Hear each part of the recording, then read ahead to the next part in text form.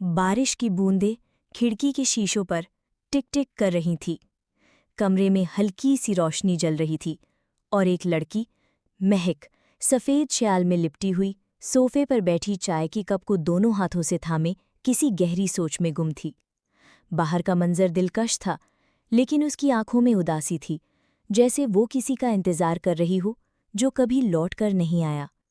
महक लाहौर की एक यूनिवर्सिटी में उर्दू अदब की तालिबा थी। उसकी दुनिया किताबों, शायरी और ख्वाबों से भरी हुई थी। लेकिन एक दिन उसकी ज़िंदगी में अरमान आया, एक ऐसा लड़का जो बिज़नेस डिपार्टमेंट का स्टूडेंट था, लेकिन उर्दू शायरी का दीवाना।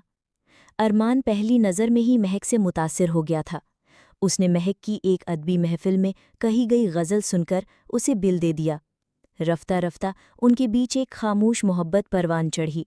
वो अक्सर लाइब्रेरी में बैठे रहते, महक अफसाने पढ़ती और अरमान सिर्फ उसे देखता रहता।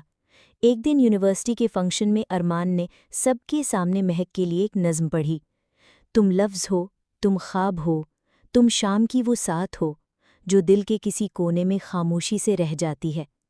वो लम्हा महक की ज़िंदगी का सबसे खूबसूरत लम्हा था।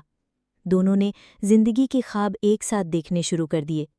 लेकिन फिर अचानक अरमान को स्कॉलरशिप मिल गई, लंदन में पढ़ाई का मौका। उसने वादा किया, मैं वापस आऊँगा महक, और तुमसे निकाह करूँगा।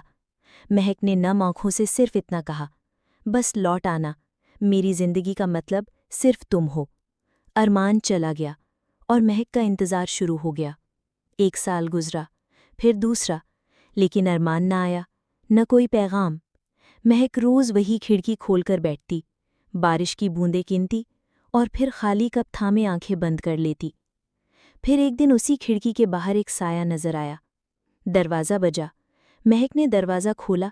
सामने अरमान की माँ थी, आंखों में आंसू। अरमान, अब सिर्फ तुम्हारी यादों में है महक। लंदन में एक हादसा। चाय का कप ज़मीन पर गिरा, शीशे की तरह टूट गया, जैसे महक के दिल की उम्मीदें।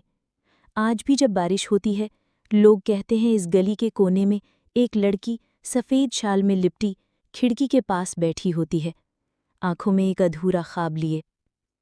वो आया नहीं, लेकिन उसका इंतज़ार आज भी जिंदा है।